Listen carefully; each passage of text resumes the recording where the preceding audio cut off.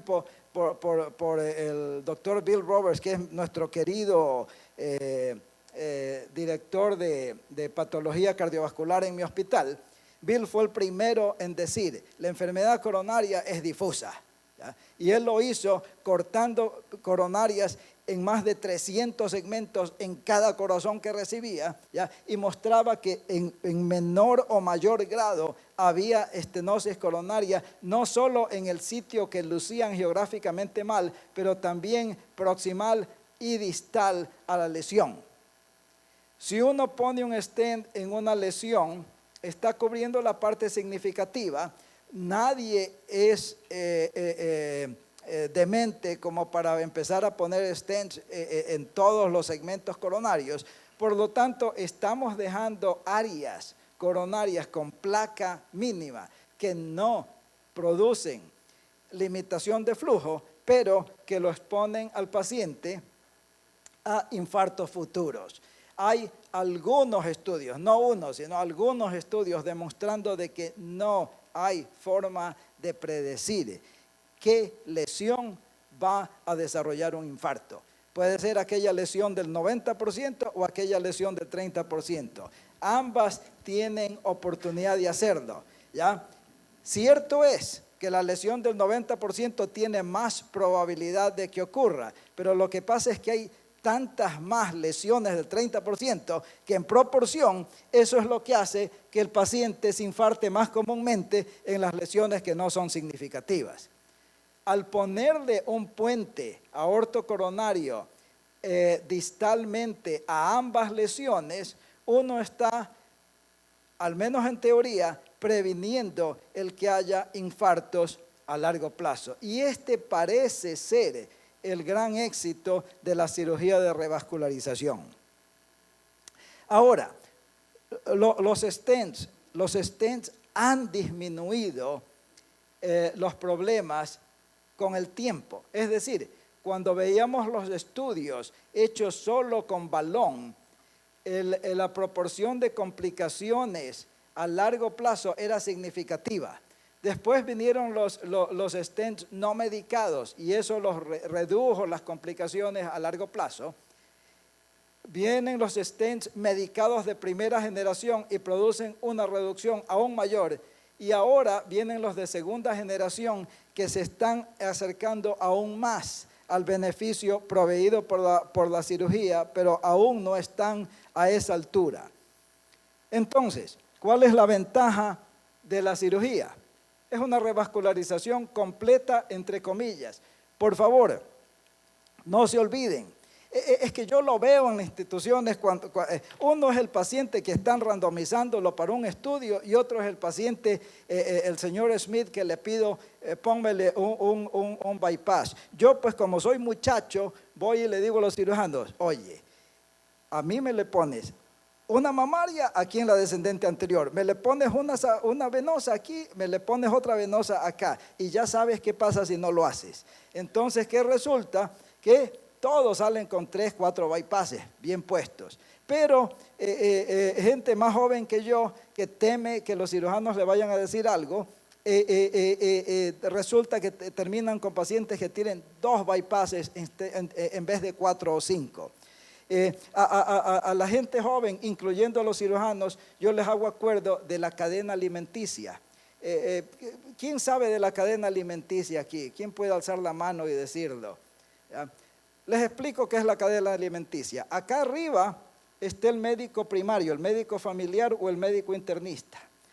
Aquí en la mitad estamos los cardiólogos y acá abajo está el cirujano. El cirujano está comiendo porque nosotros le enviamos los pacientes, no es al revés, ¿ya? Entonces ellos hacen lo que yo quiero, de otra manera no reciben mis referencias, ¿ya? Esa es la forma en que enfoco el trabajo en mis pacientes en particular. Ahora, ¿cuál es la desventaja de la cirugía coronaria? El riesgo inicial es mayor que el de la angioplastia, no hay duda. Hay posibilidad de revascularización incompleta, que es lo que les estaba diciendo. Si el cirujano anda un tanto temeroso, no quiero tenerle tanto tiempo en bomba, el paciente está muy mal, hay problemas.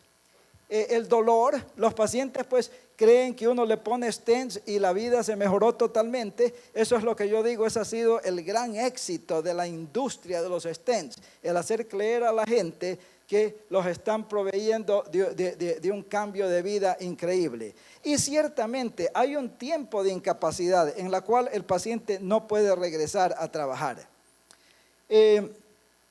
La cirugía coronaria, sin lugar a duda, dentro de los primeros 10 años después de cirugía, la mitad de los puentes venosos van a estar ocluidos.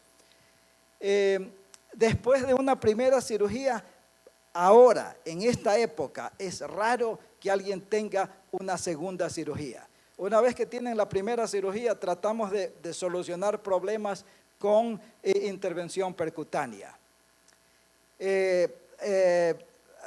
Hay información limitada de que los stents sean beneficiosos en pacientes que tienen enfermedad significativa de los puentes venosos. Ahora quiero demostrarles que con toda esta historia hay unos casos horrendos de diabéticos. Y les quiero mostrar este. Paciente de 53 años llega a un hospital, que queda a unos 50 kilómetros de nuestro hospital, con síndrome coronario agudo. Y él llega, y esto es lo que ellos vieron para comenzar. Vieron que tenía una lesión de tronco de la coronaria izquierda horrenda, 90% de estenosis. La coronaria derecha estaba totalmente ocluida. En ese hospital lo llevan a cirugía de bypass. Diabético, 53 años de edad, ¿ya? Había estado bien hasta que comienza este síndrome coronario agudo. Lo llevan a quirófano y el cirujano le pone un puente a la obtusa marginal, un puente a la descendente anterior y trata de sacarlo de bomba y no puede.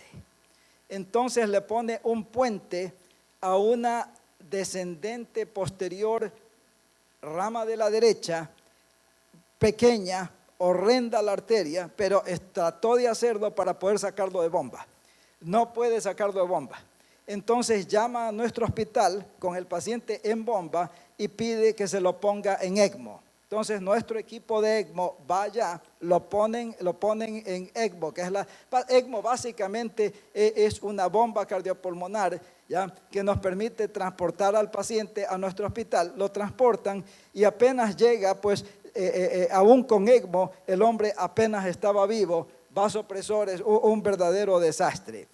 Se le pone un balón intraórtico para descargar el ventrículo, porque no se olviden de que con ECMO el ventrículo, la poscarga del ventrículo izquierdo aumenta, no disminuye. Se le pone un balón intraórtico y se dan cuenta los cirujanos de que el paciente estaba sangrando en el mediastino. Entonces, en la cama, que son camas híbridas que permiten hacer cirugía, en la cama de unidades de cuidados intensivos le abren el pecho. Y logran mantenerlo, y después de 3 semanas en ECMO y 50 días en el hospital, el hombre se va caminando a la casa. Yo lo sigo, ¿no? Y lo tenía pues con pinzas, cogiéndolo, pero de una forma tenue, ¿ya? Pero ahí iba caminando y me venía a ver. Un día viene con angina significativa. Traté de manejarlo con medicación porque yo sabía lo que estaba pasando. ¿Ya? Traté de manejarlo con medicación, no pude. Así que le hice este cateterismo. Estas lesiones obviamente estaban antes y están después de la cirugía.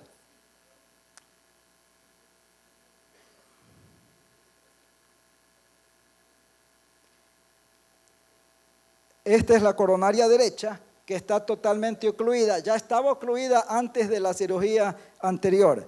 Lo que es nuevo,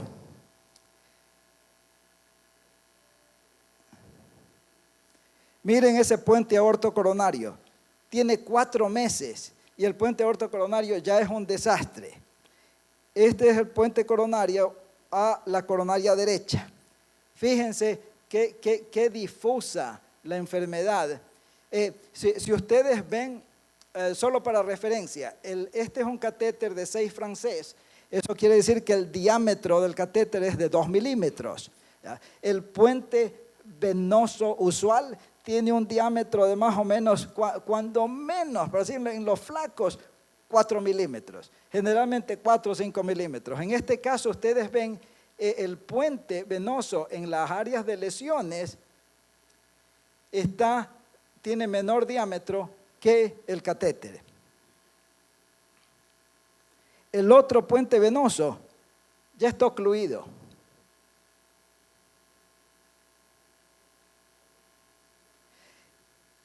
Este hombre, fracción de eyección que estuvo comprometida durante el síndrome coronario agudo y ahora tiene una fracción de eyección aún más comprometida. Lo tuvimos en medicación y esto hace unas 4 semanas lo admitimos al hospital pues, para el cateterismo y lo tuvimos allí mantenido en el hospital con intravenosas y hace unos días tuvo trasplante del corazón. Un ejemplito más solo para demostrarles cómo lucen ciertos pacientes diabéticos con enfermedad coronaria. Esta es otra señora, enfermedad difusa, moderada al menos del tronco, ¿ya? Enfermedad severa de la descendente anterior, enfermedad severísima de la circunfleja, la coronaria derecha ocluida, recibiendo colaterales de otras arterias que de por sí están comprometidas. Esta es la imagen del diabético que en ocasiones vemos. No se olviden de esto, no todos los diabéticos tienen enfermedad coronaria, hay gente que tiene diabetes y las coronarias están totalmente normales. Pero el mensaje que quiero dar hoy día es que en pacientes con diabetes, número 1, consideren que tienen enfermedad coronaria hasta que se pruebe lo contrario. Número 2, deben de estar en tratamiento con estatinas a dosis significativas. Y número 3, hay que tener un umbral bajo para definir la condición de las arterias coronarias en estos pacientes. El puente aorto coronario por el momento es la mejor forma de enfocar los problemas en estos pacientes de lesión de múltiples vasos, más aún si tienen disfunción ventricular. Muchas gracias.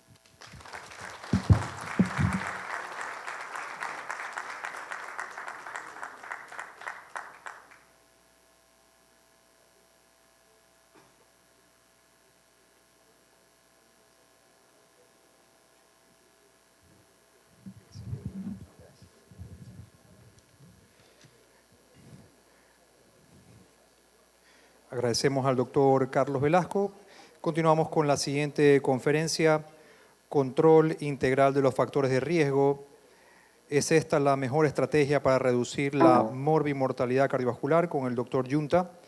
El doctor Yunta es médico argentino, médico cardiólogo de la Fundación Favaloro, coordinador en cardiología en el Hospital Universitario René Favaloro, coordinador de lípidos y aterosclerosis en la Fundación Favaloro, miembro titular de la Sociedad Argentina de Cardiología y miembro del European Society of Atherosclerosis.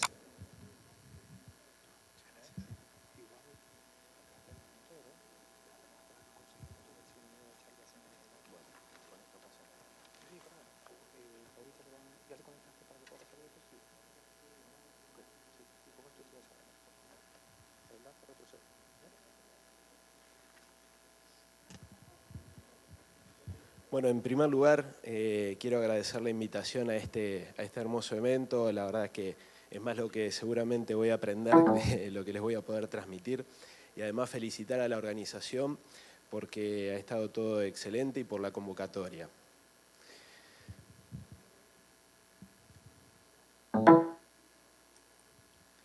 Perfecto, gracias. Bueno, en los siguientes minutos vamos a tratar de hablar sobre el control integral de los factores de riesgo y vamos a tratar de ver si esta es la mejor estrategia para reducir la morbimortalidad cardiovascular. Estos son mis conflictos de interés, que no creo que tengan influencia relevante en la charla, pero ahí están. Y yo sé que durante estos últimos días han estado repasando abundante información epidemiológica, pero me parece que es muy importante tener el foco en qué es lo que pasa con la enfermedad cardiovascular en nuestros países. Y si analizamos los reportes que tiene la Organización Panamericana de la Salud y la Organización Mundial de la Salud con respecto a qué es la mortalidad en la región de las Américas, vemos que en estas estadísticas, que inclusive aquí hay afectadas poblaciones que están fuera de nuestra edad de interés por la prevención cardiovascular, aunque eso lo vamos a cambiar a lo largo de la charla, fíjense que 80% de la mortalidad en la región de las Américas se explica por enfermedades no transmisibles. De estas enfermedades no transmisibles lideran las causas las enfermedades cardiovasculares, ¿sí? Por arriba de los tumores malignos que en parte gracias a los progresos que vamos teniendo de a poquito en enfermedades cardiovasculares, posiblemente vayan acercándose en forma proporcional. Y cuando analizamos la composición de todas esas causas cardiovasculares que nos van a llevar a la muerte de tanta gente, vemos que la cardiopatía isquémica se lleva gran parte de esas causas, pero también tenemos a la enfermedad cerebrovascular, la cardiopatía hipertensiva, entre otras causas cardiológicas. Estas, que están marcadas en rojo, tienen una particularidad. Están enormemente vinculadas a lo que nosotros conocemos como factores de riesgo cardiovascular. Y es así que en promedio, más allá de las diferencias que inclusive puede haber cuestiones de registro en nuestros países, entonces tenemos un 30% en general de mortalidad cardiovascular. Las noticias no son tan malas en cuanto a la expectativa de vida en nuestra región, porque si analizamos lo que ha pasado en los últimos años, vemos que hay un incremento de la expectativa de vida a lo largo de los últimos 20 años. Y que ese incremento de la expectativa de vida, sobre todo, ha sido más importante para América Latina y el Caribe. Y este es un indicador muy interesante, muy interesante que nos ofrece la Organización Mundial de la Salud, lo pueden consultar ustedes aquí mismo en la página. Y lo que estamos viendo acá son cuántos años de vida, en expectativa de vida, pierde cada uno de estos países por las enfermedades cardiovasculares. Y lo que vemos es una comparación desde que se empieza a reportar este indicador en el 97 a lo que pasaba en el 2015. Y como verán, si bien muchos países como Argentina, como pasa en Canadá, como pasa en Colombia, como pasa en Uruguay, en Estados Unidos, han reducido este indicador, ¿sí? Son menos los años de vida que se pierden por la reducción de muertes cardiovasculares, vemos que en general estamos perdiendo entre 5 y 6 años de vida de nuestra gente por la patología cardiovascular. Ahora bien, un poco, yo sé que han estado viendo estadísticas, muchas estadísticas estos últimos días, pero no quería dejar de mostrarles lo que nos pasa en Argentina con la prevalencia de los factores de riesgo. Nosotros en Argentina, el Ministerio de Salud, actualmente Secretaría de Salud, organiza periódicamente una encuesta nacional de factores de riesgo, donde nosotros tenemos información periódica que se va actualizando sobre diferentes factores de riesgo. Y fíjense lo que ha pasado entre el 2015 y el 2018, con la particularidad que en el 2018 muchos de estos indicadores no se respondieron por cuestionarios, sino que fueron medidos directamente. 30.000 individuos participaron de esta encuesta, de los cuales alrededor de 15.000 también tuvieron un examen físico y alrededor de 6.000 también tuvieron análisis de laboratorio.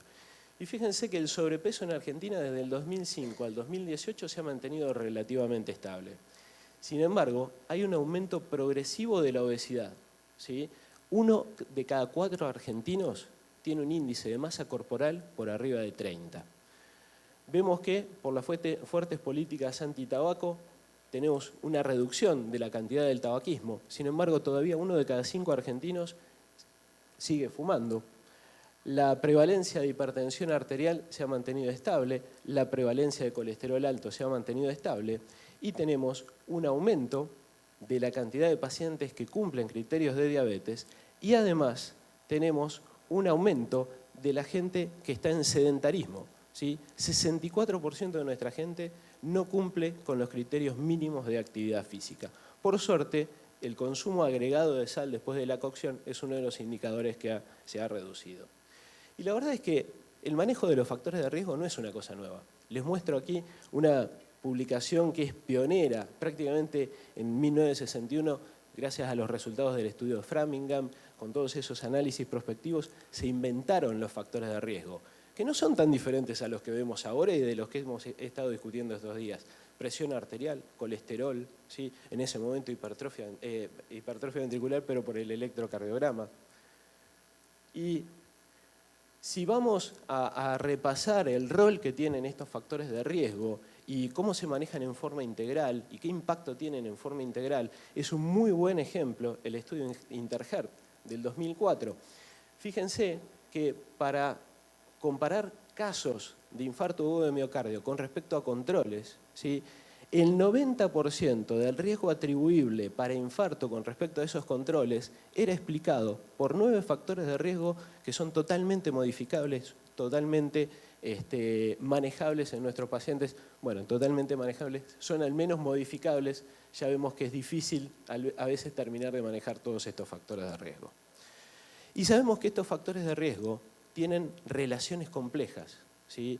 Estos factores de riesgo no tienen, no tienen sumas aditivas en cuanto al riesgo, sino que la relación entre ellos es compleja, no todos tienen el mismo peso.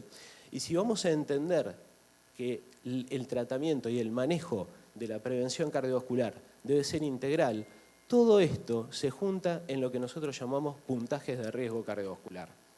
Los puntajes de riesgo cardiovascular van a juntar estos factores de riesgo, ¿sí? Son diferentes ecuaciones generadas en diferentes poblaciones, donde todos estos factores de riesgo nos van a ayudar a determinar si una persona es de riesgo bajo. Eso quiere decir que en los próximos 10 años tiene menos del 10% de chance de tener un evento cardiovascular. Si son de riesgo intermedio, eso quiere decir que tiene un 10 a un 20% de riesgo, o si son de riesgo alto, ¿sí? Y eso quiere decir que tienen más de un 20% de riesgo de tener un evento cardiovascular en ese tiempo. Ahora bien, si miramos todos estos puntajes de riesgo, ¿sí? Podemos llegar a una conclusión. Ya para determinar con relativa precisión qué es lo que va a pasar con un paciente, tengo que tener en cuenta su edad, tengo que tener en cuenta su colesterol, tengo que tener en cuenta su presión arterial, en muchos tengo que tener en cuenta su glucemia. Por lo tanto, ya el diagnóstico del manejo integral de los factores de riesgo los incluye a la mayoría. Lamentablemente, estos esquemas de predicción de riesgo tienen una limitación para todos nosotros, porque la mayoría de ellos no son generados y no están validados en nuestras poblaciones. Tal vez el que más elementos contenga de nuestras poblaciones sea el que es originario por la Organización Mundial de la Salud, aunque también es un poquito más criticado por la forma en la que se construye la ecuación. Sin embargo, hay diferentes estudios de validación. Este es un estudio de validación de estos scores sobre la corte CESCAS. Esta es una corte muy interesante porque es una corte prospectiva del Cono Sur que incluye pacientes de Chile, Uruguay y Argentina, en la cual se está en un seguimiento prospectivo. Y vemos que estos factores de riesgo realmente, por evaluación de curva ROC, cumplen bastante, estos motores de predicción de riesgo cumplen bastante bien su capacidad de predicción de riesgo. Sin embargo, tal vez el del pooled cohort es el que menos preciso es, sobre todo en los pacientes de un riesgo un poquito más alto. Ahora bien, dijimos que por lo menos para la evaluación necesitamos una combinación de factores de riesgo. Y la verdad que cualquiera que hace prevención cardiovascular tiene que estar asociado con una guía de prevención cardiovascular que le va a sugerir al menos uno de estos motores de predicción de riesgo para tomar decisiones sobre sus pacientes. Pero, ¿cuál es la información científica que tenemos sobre el manejo integral? ¿Sí? ¿Cuántos datos tenemos realmente disponibles del manejo integral de los factores de riesgo y qué impacto tiene eso sobre la salud de nuestros pacientes? Porque hemos visto en forma aislada durante estos últimos días el impacto que tiene el tratamiento de cada uno de ellos, ¿sí? Pero ¿qué pasa cuando nosotros usamos todo? Lamentablemente no tenemos tantos estudios de intervención que nos muestren qué es lo que pasa, ¿sí? Sí, por la forma en la que se construye la evidencia, paso a paso, tenemos un montón de información. pero déjenme repasar con ustedes algunas cosas que son muy interesantes. Este es un estudio, MIRVAS, ¿sí? Es un estudio reducido que se hizo en Madrid, ¿sí? Y está publicado en el 2011. Si bien tiene pocos pacientes, esto tiene una explicación. Se hizo con un diseño que contempló un 40% de eventos cardiovasculares en 3 años y una reducción con la intervención de un 20%. Eso le dio a los investigadores, una necesidad de juntar 119 pacientes por rama de tratamiento. Por lo tanto, parece chico, pero es acorde al diseño que tiene. Lo que vemos acá es que se probó en estos pacientes que tenían antecedentes de accidente cerebrovascular o antecedentes de enfermedad coronaria, ya sea por revascularización o infarto, una intervención relativamente simple. Estos pacientes, ¿sí?, los que eran intervenidos, los que eran parte del grupo de intervención, tenían una entrevista con un enfermero entrenado antes de ver al médico. ¿En qué consistía esa entrevista? Educación sanitaria, información sobre la enfermedad, información sobre los factores de riesgo, modificaciones del estilo de vida orientados a ir en contra del sedentarismo, mejorar la dieta, reducir el consumo de alcohol, y adherencia al tratamiento, donde también se contabilizaba la adherencia al tratamiento. Posterior a esto, tenían una evaluación clínica con el médico y una eventual modificación del tratamiento. El grupo control tenía sus controles habituales con los médicos y una vez al año era convocado con el grupo para hacer las mediciones respectivas.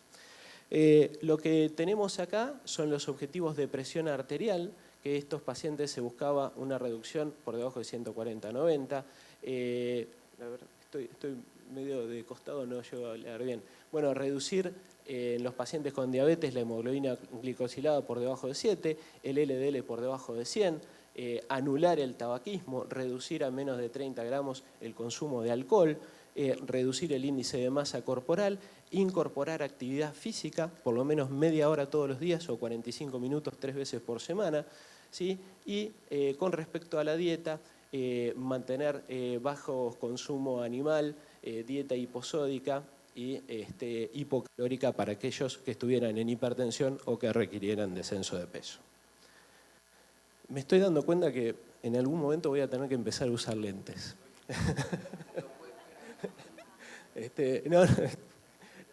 Creo que sí, mejor. Acá lo veo más chiquito, así que... Bueno, la verdad es que cuando compararon cuáles eran los resultados entre el grupo de intervención y el grupo control, vieron que con respecto al abandono del tabaquismo tuvieron bastante éxito en las dos ramas, también con respecto al consumo de alcohol, con respecto al control de la presión arterial, tanto sistólica como en los pacientes que no tenían antecedentes de hipertensión como en los que sí. El control del peso fue bastante pobre en ambos grupos.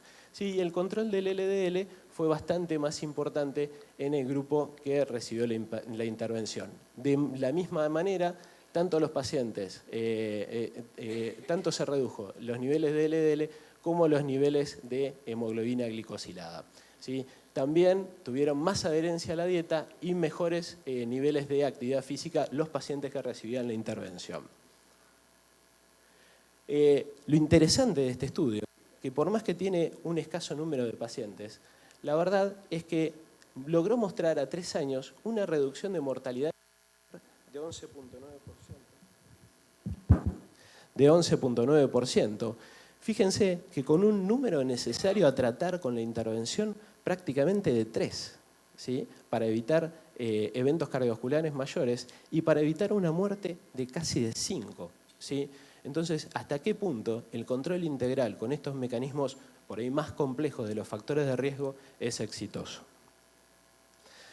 El estudio VARI2 nos trae otra enseñanza que es muy interesante para lo que vamos a ver sobre el control integral de los factores de riesgo.